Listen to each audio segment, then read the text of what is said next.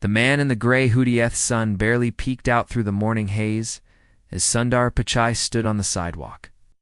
Staring across the street at the gleaming glass windows of the Tesla dealership, sleek, futuristic cars shimmered inside under showroom lights. But it wasn't the cars he had come to see. It was the people. He wore a simple gray hoodie, faded jeans, and sneakers that had clearly seen better days. He looked like any other man just passing by. Maybe someone between jobs. Maybe someone who couldn't even afford the coffee shop down the street. He had grown a bit of stubble over the last few days and left his glasses at home to complete the look. No one would recognize him as the CEO of one of the world's most powerful tech companies. And that's exactly what he wanted. He had an idea, new kind of project, something that could change how people experience technology in their cars. But before he pitched it to investors, before he even drew up the plans, he wanted to understand the people he would serve. To do that, he needed to walk in their shoes. No titles, no status, no privilege. It's just one man, asking questions. As he crossed the street and reached the doors of the dealership, his heart beat just a little faster. Not out of fear, but out of curiosity. This wasn't his world. He had made his name in search engines and smartphones, not self-driving cars. He opened the glass door and stepped inside. The receptionist didn't look up. She was tapping away on her phone, smiling at something that didn't include him. He stood there for a moment, waiting. Still nothing. Finally, after a long minute, he cleared his throat gently and said, "Excuse me, ... Was hoping to look at some cars." She looked up, her smile instantly vanishing. Her eyes scanned his hoodie, the small stain on his sleeve, his old shoes. She didn't even try to hide her expression. "Test drives are only for serious buyers," she said, her voice flat. "Do you have an appointment?" "No, but I read online that walk-ins are okay," he replied calmly. She raised an eyebrow. "Not today. We're very busy." He looked around. There were 3 other people in the showroom.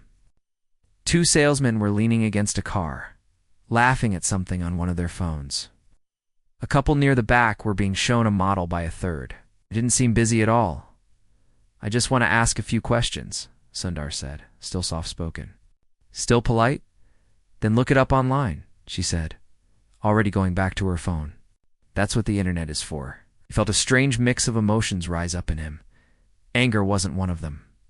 Disappointment, perhaps. Not for himself, but for what this moment represented. Still, he nodded and walked further into the showroom anyway, ignoring her dismissive tone as he moved closer to one of the cars. The tall salesman with perfect hair and a too bright smile stepped in front of him. "Whoa. Well, don't touch that," the man said, holding out a hand like Sundar was about to break something. "That's a Model X Plaid. Starts at 90 grand. If you're just looking, maybe start with the base model screen over there." Sundar smiled politely. "I'm interested in the technology. Could you tell me more about how the software works? Like how it adapts to user habits over time?" The salesman laughed. But it wasn't a friendly laugh. "Buddy, are you here for a car or two? Write a term paper. I've got real customers to help." And just like that, he walked away. Sundar stood there for a moment, trying to process what he had just heard. Not once in his years leading Google had he ever treated anyone like that. Not the interns, not the janitors, not the delivery drivers. Everyone mattered. Everyone had something to teach him. He was raised that way, raised to believe in humility, in respect, in kindness.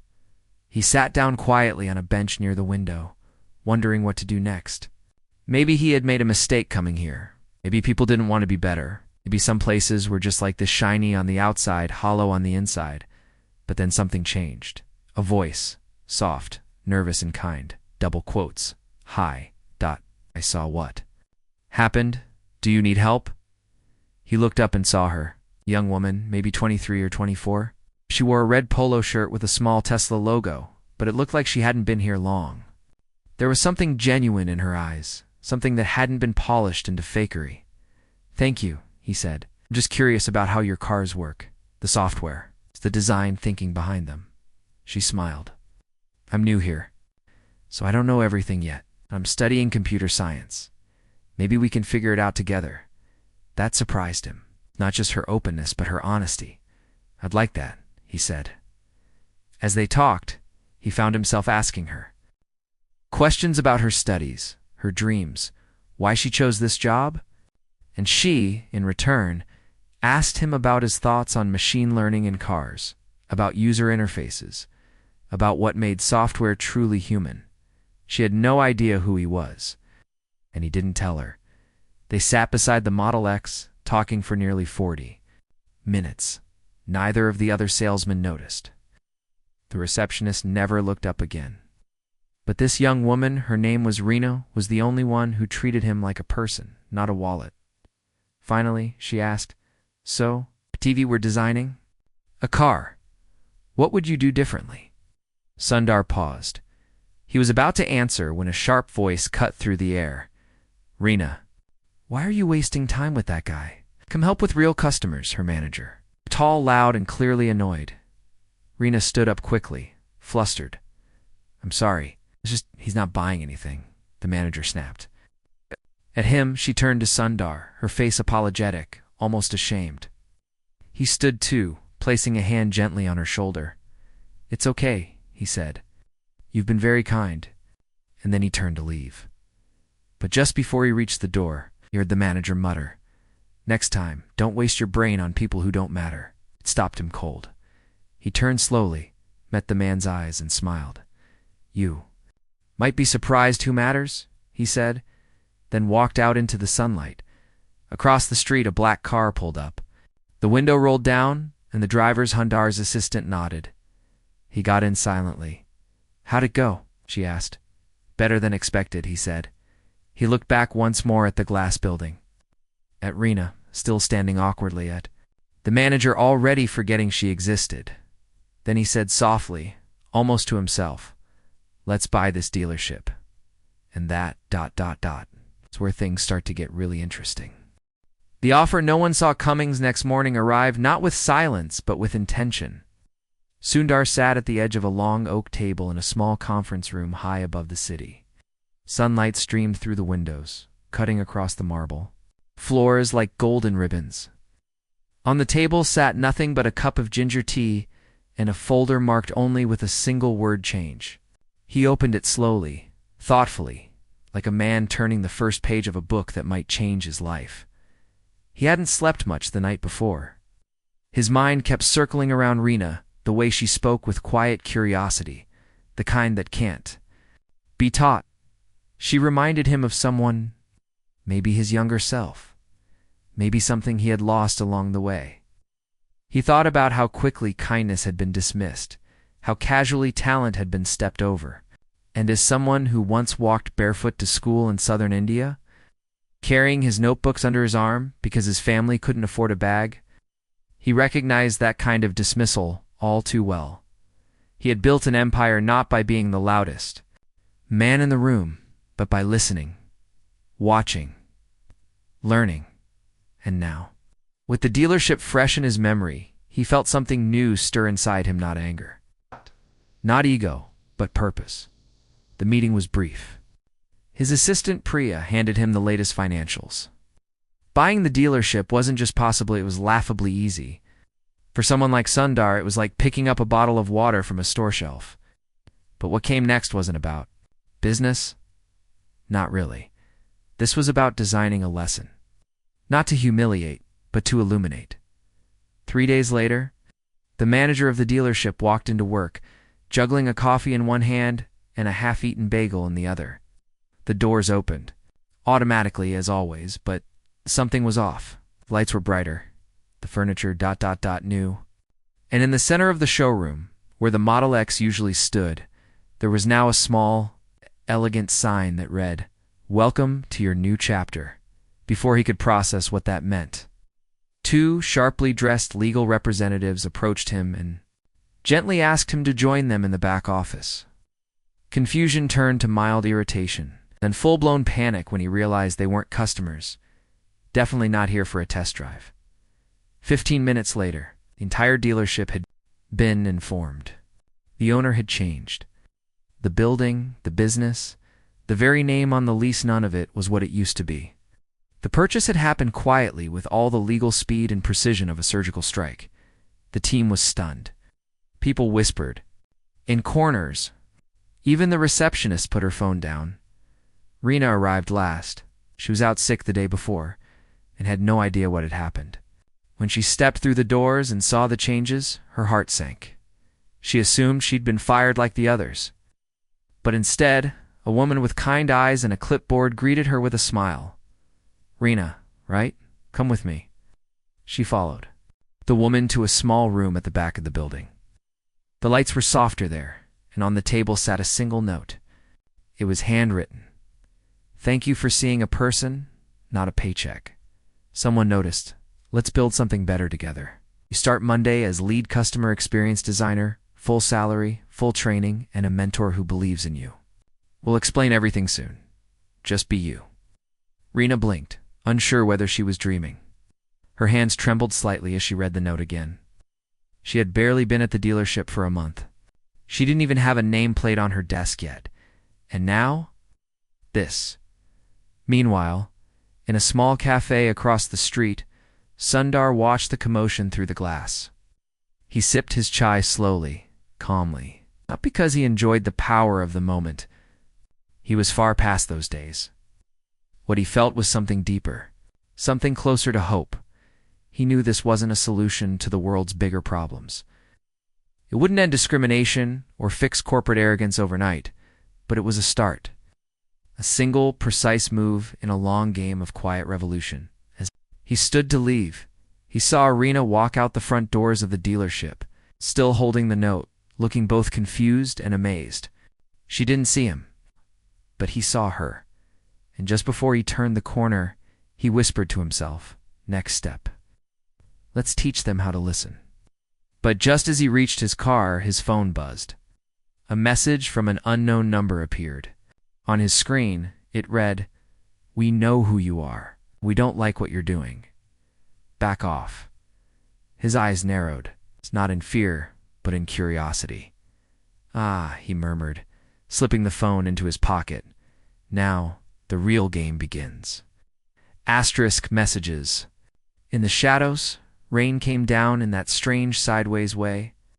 Like it wasn't falling, but sneaking around corners, looking for secrets to soak.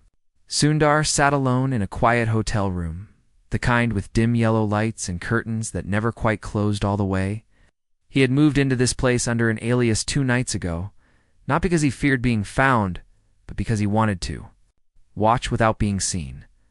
Outside the window, the city pulsed. It always did.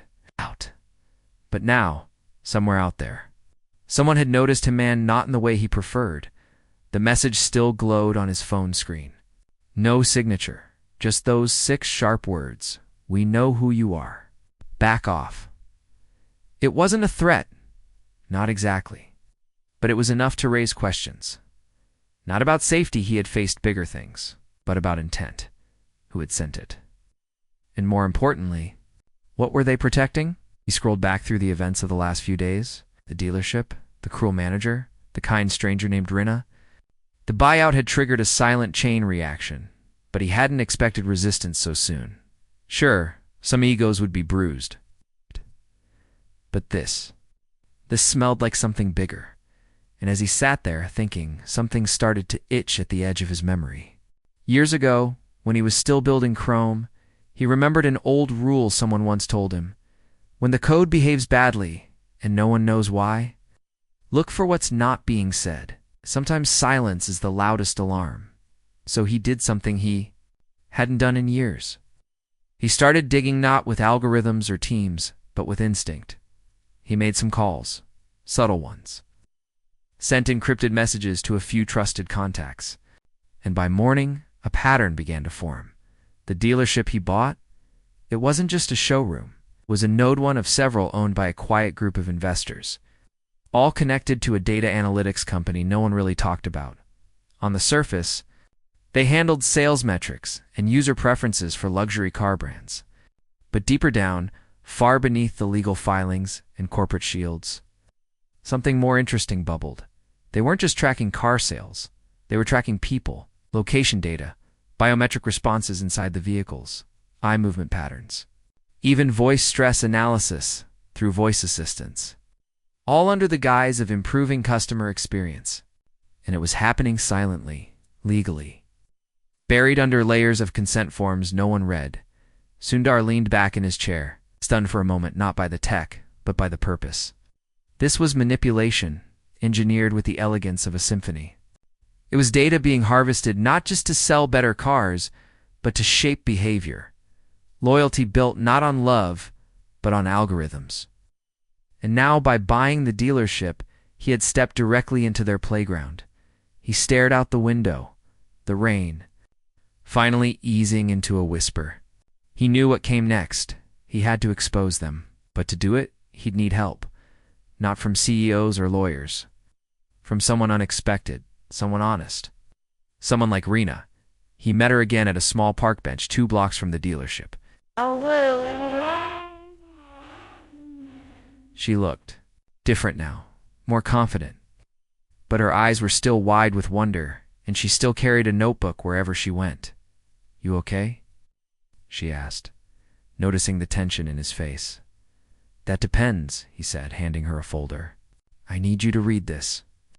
But once you do, you can't unknow it, and you can't walk away."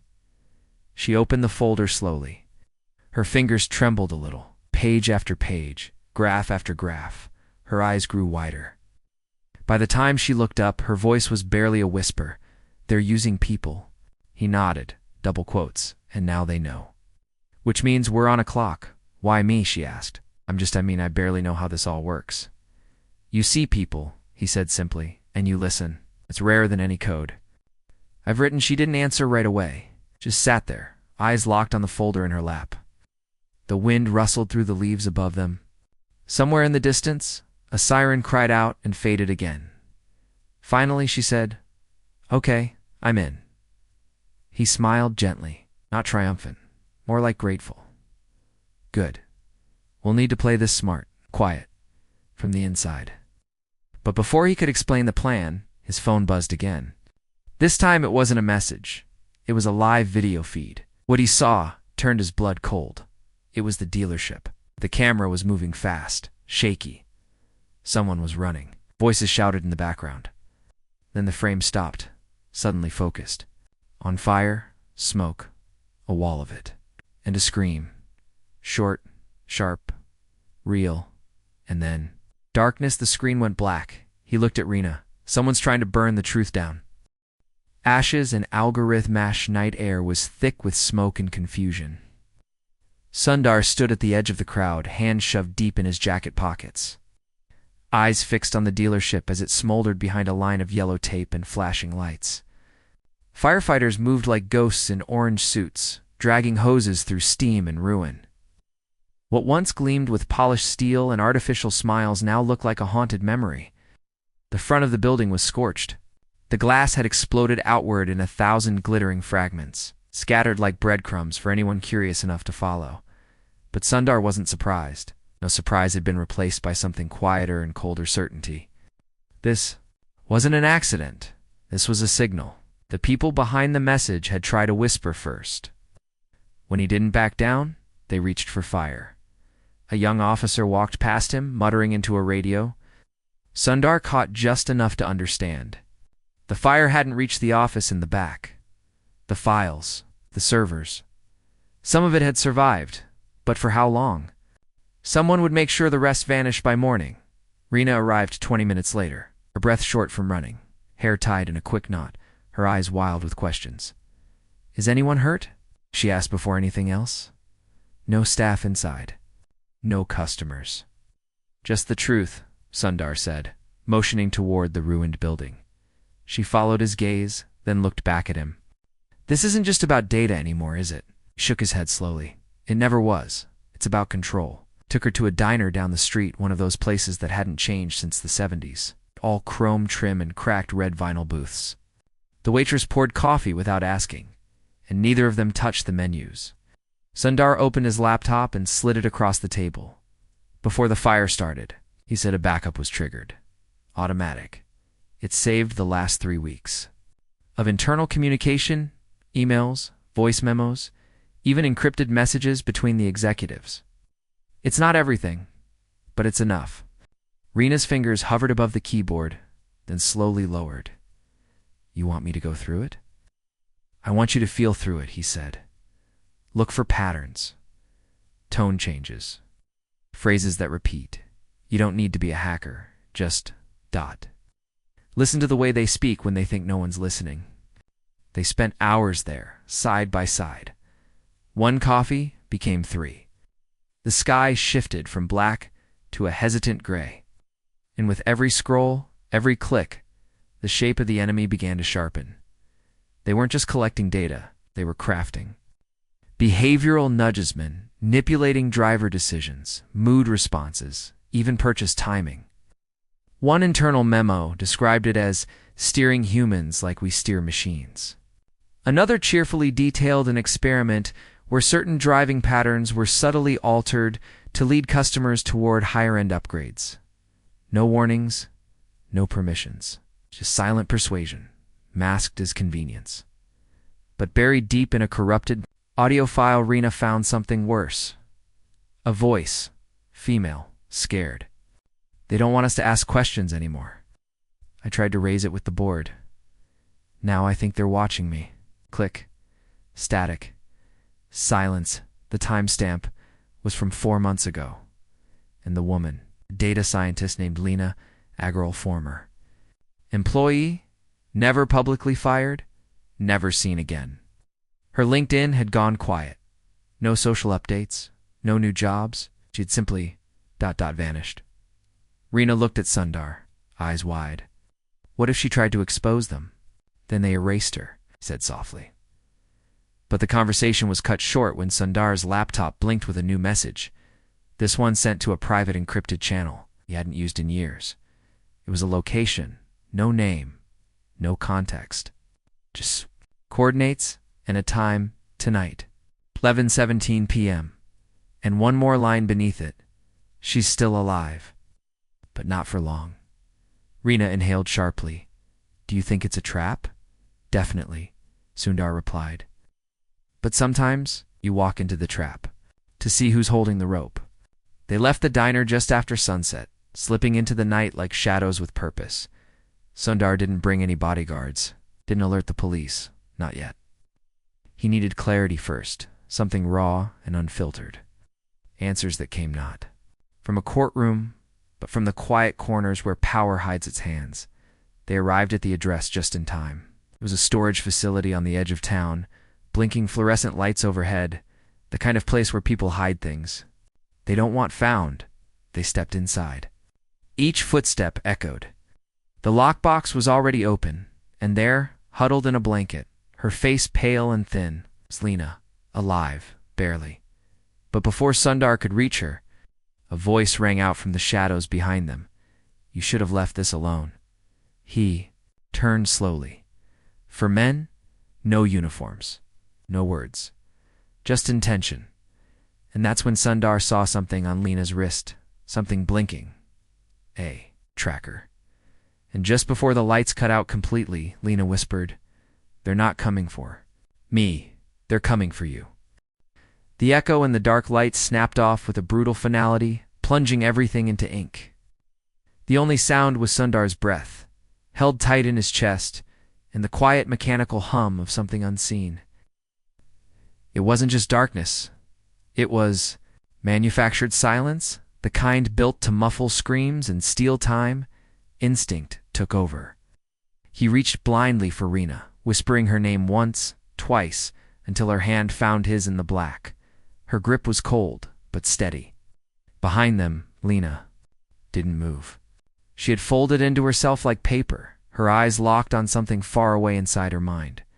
The voice had come from the far corners, male, mid-40s by the sound, with the kind of confidence that only comes from thinking you'll never be caught. Sundar turned toward it, heart pounding with something that wasn't fear, but wasn't far from it either. It was calculation, quiet fury, the kind that burns slow and doesn't blink. You've been digging, the voice said. A faint click echoed, followed by the red glow of a laser pointer dancing across the floor. You pulled out a route. You weren't meant to find. Rena spoke first. She's a human being, not a root. A pause. Then laughter. Quiet, almost amused. I admire your conviction, the voice said. But your children playing in traffic. And this isn't about her anymore. It's about what she left behind. Sundar's mind raced. What had Lena left behind? If they were willing to burn a dealership to the ground, erase her existence, send threats, she must have taken something. Not a file, not data, something irreplaceable, something that could bring the whole network down. He stepped forward, slowly, putting himself between Lena and the voice. You're scared, he said, his voice calm but sharp enough to draw blood. You have all this power, and still, you're hiding in the dark. I'm not hiding, the voice replied. I'm controlling the narrative. Something you used to understand. Harsh white light exploded overhead, blinding for half a second before settling into a cold wash over the small room. The four men stood behind the speaker, each one unreadable, emotionless, machines wrapped in flesh. The speaker himself was in a charcoal coat, his face too perfect to be accidental surgical calm, crafted features. It's the kind of man who had been designed by a boardroom instead of born in a hospital. Give me the girl, he said, motioning. Talina, no, Sundar said. Already knowing this wasn't a negotiation, the man smiled. You're playing a losing hand, maybe, Sundar said. But I know something you don't. The man tilted his head. Enlighten me.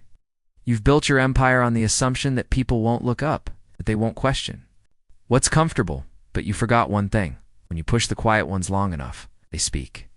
And then, like a switch, everything changed. A shrill tone erupted from Rena's pocket, her phone sending out a location ping. Automated, encrypted, preset to go live if they didn't check in within 20 minutes. Sundar had set it hours ago, just in case. Within moments, sirens howled in the distance. Closer, faster. The man's face cracked just slightly. What did you do? What you feared most, Sundar said. I turned your silence into signal. The men moved fast and smooth. Sundar shoved Lena toward Rena, shouting for them to run. Fists collided in the dim light. Someone's shoulder hit his ribs. The air snapped with violence. But Sundar held his ground, not like a fighter, but like a firewall there to buy time. Not win the war in one blow. Rena dragged Lena out the back, ducking between rows of storage lockers. They didn't know where they were going, only that they had to keep moving. Behind them, the footsteps closed in, and then freedom. A door. Light. Street. Spinning red and blue. Officers stormed the facility as Sundar staggered out, blood on his collar, breath ragged but still standing. Lena was safe. For now, they spent the night in a secure safe house, high above the city, where the noise couldn't reach them. Lena finally spoke quiet, shaking but alive with purpose. They were testing a new algorithm. Predictive manipulation, not just steering behavior. Predicting decisions days before you make them.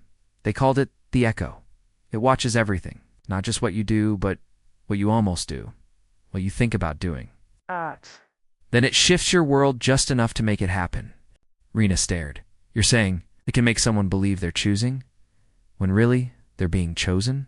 Lena nodded. Yes, and it's already being deployed. Not in all cars, just the luxury ones. It's the early adopters. The ones who never read the fine print.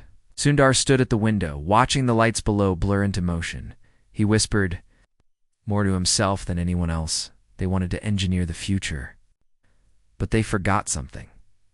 Rena turned to him. What? The future doesn't belong to algorithms. It belongs to those brave enough to break them. His phone buzzed again. Another message. This one from an old contact deep in the justice. Department, you're making noise, Sundar. Good noise, but careful. The ones behind this, they don't break. They bend everything else. He closed his eyes. Then we don't bend, he said quietly. We build. Asterisk the quiet that changed everything dawn. Came in slow, pale streaks across the horizon, like the sky itself was waking up after too many nightmares. Sundar stood alone on the rooftop of the safe house, jacket pulled tight, watching the city breathe beneath him. The skyline didn't care what had happened. Traffic moved, lights flickered, dogs barked at things no one else could see. The world, for all its chaos, insisted on continuing. But something had changed. He could feel it. Not just in his bones, which ached a little more than usual after the fight, but in the atmosphere. Like the code of the world had been altered ever so slightly, an invisible patch applied. Unnoticed by most, but unmistakable to those who were awake. Inside. Rena and Lena were going through the last of the files they'd managed to decrypt. The Echo, it turned out, was more than just software. It was a test run for something larger, something global. It used facial recognition, speech patterns, and even online search histories to create psychological profiles that could predict and subtly guide consumer behavior. But buried deep in the system, Lena had found a fatal flaw: dependency on trust. The system needed people to give it access. To click agree, to stay logged in. It couldn't force its will, had to earn it. Manipulate it, yes. But it still depended on human permission. And that was the crack in the armor. Sundar didn't want revenge. Not really. What he wanted was awareness. So he did what he had always done best. Not scream, not accuse, not attack. What? He created. And 5 days later, a mysterious video dropped on every major platform at the same time. It didn't carry his name. It wasn't flashy. No logo, no music. Just a calm voice over quiet visuals of city streets. People in cars, phones in hands, all moving to the beat of decisions they thought were theirs. Every day you make thousands of choices, the voice said. But what if some of those choices were made ...